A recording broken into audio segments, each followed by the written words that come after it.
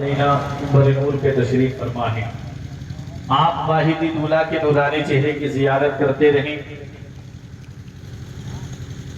خوشبو بتا رہی ہے کہ جنت کا پھول ہے۔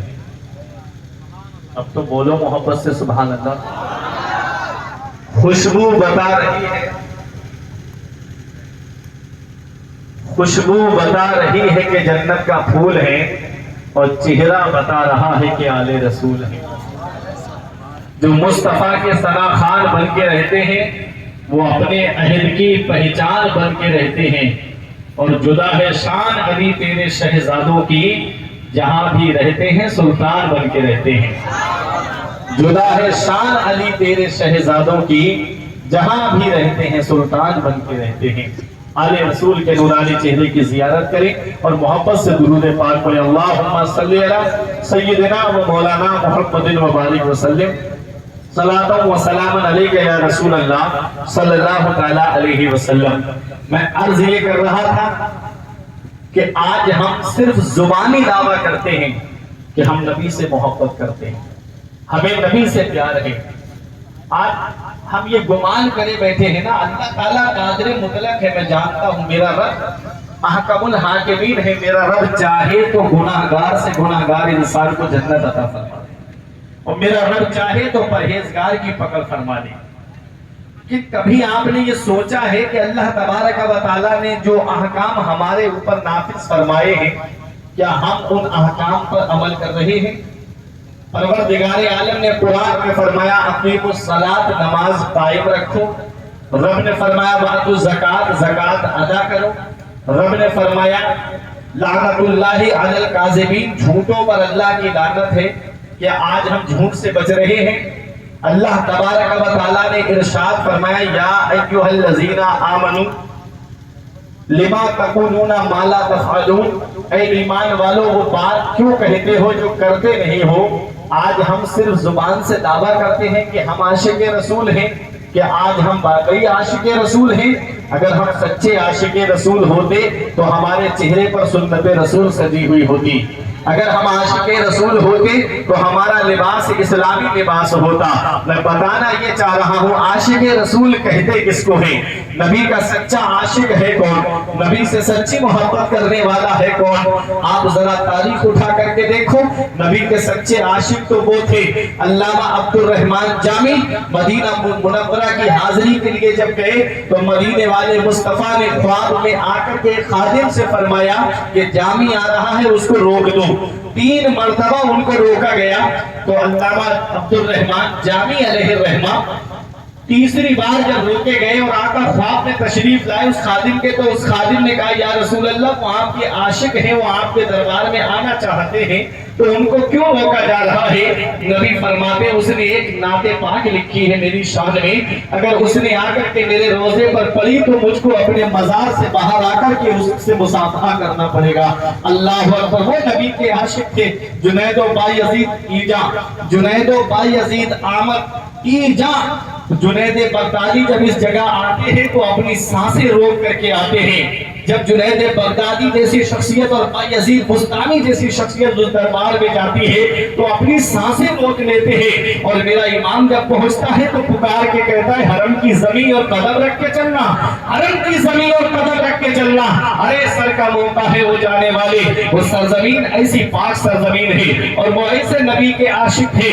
آپ نے امام بوصیری کا نام سنا ہوگا جنہوں نے قصیدہ بردہ شریف لکھا ہے۔ آپ جانتے ہو ان کو ایک بہت بڑی بیماری ہو گئی تھی اور ایسے مرض میں مبتلا ہو گئے تھے کہ تمام ڈاکٹروں نے لا علاج کر دیا، تمام حکیموں نے لا علاج کر دیا، اور یہ ایک کمرے کے اندر ان کو بند کر دیا گیا، کوئی ان سے ملنے نہیں جاتا تھا۔ مدینے کی طرف رک کر کے کہتے یا رسول اللہ جہاں سارے دروازے بند ہو جاتے ہیں وہاں آپ کی رحمت کا دروازہ کھلا ہوتا ہے۔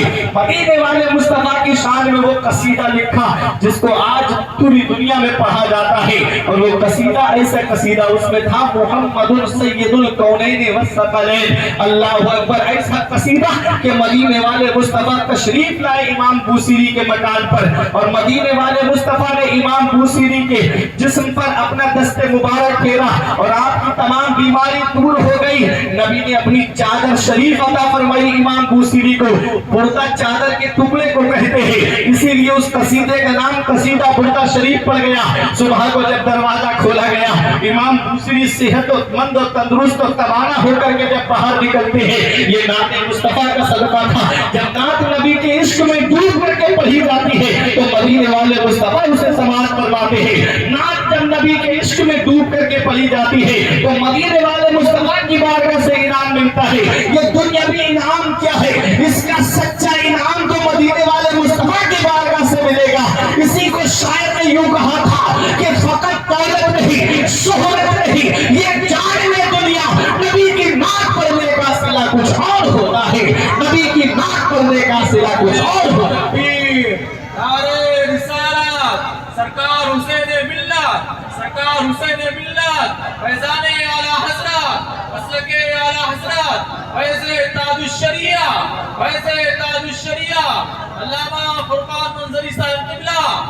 نبی کے عاشق تھے، وہ نبی کے دیوانے تھے۔ آپ ذرا تاریخ اٹھا کر کے دیکھو، وہی عشق چلا آ رہا ہے اور وہی عشق چلتا ہوا کہاں آیا ہے، وہی عشق چلتا ہوا بریلی شریف کی سرزمین پر آیا ہے۔ میرا امام پکار کے کہتا ہے، میرا امام پکار کے کہتا ہے، خاک ہو کر عشق میں آرام سے سونا ملا، جان کی اکسیر ہے الفت رسول اللہ کی، اے عشق تیرے صدقے جلنے سے چھٹے سستے، جو آگ بجھا دیں گے وہ آگ لگائی ہے۔ اللہ اکبر، وہ کیسے عاشق رسول تھے، وہ ایسے عاشق رسول تھے کہ ان کے لبوں کا تبسم اس وقت روٹھ جاتا تھا جب کوئی ان کے سامنے نبی کی شان میں گستاخی کرتا تھا، اور وہ تب مسکراتے تھے جب کسی عاشق رسول کو دیکھتے تھے۔ ہاں ہاں، وہی اعلیٰ حضرت جس کا عرس ابھی 2 دن پہلے کل کل شریف ہوا ہے۔ ہاں ہاں، وہی اعلیٰ حضرت جسے آج پوری دنیا امام عشق و محبت کے نام سے جانتی ہے۔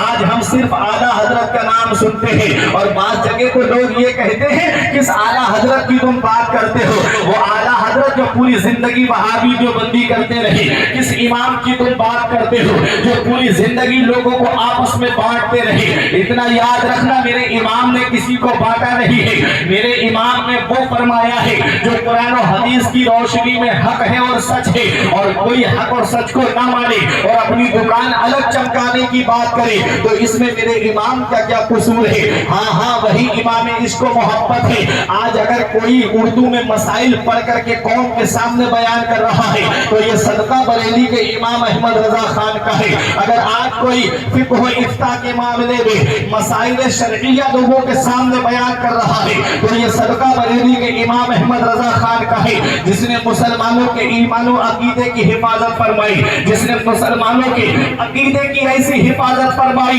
کہ اور لوگوں کے دور میں آپ دیکھیں گے تو کسی کے دور میں 1 فتنہ تھا، کسی کے دور میں 2 فتنے تھے، کسی کے دور میں 3 فتنے تھے، اور امام عشق و محبت نے جس دور میں آنکھیں کھولی تھی 100 سے زیادہ فتنے امام عشق و محبت کے سامنے تھے۔ ہر فتنے کا الگ الگ جواب دینا یہ بریلی کے امام اہل سنت کی شان ہے۔ وہابیوں کو الگ جواب دیا، نجدیوں کا الگ جواب دیا، نیچریوں کا الگ جواب دیا، قادیانیوں کا الگ جواب دیا۔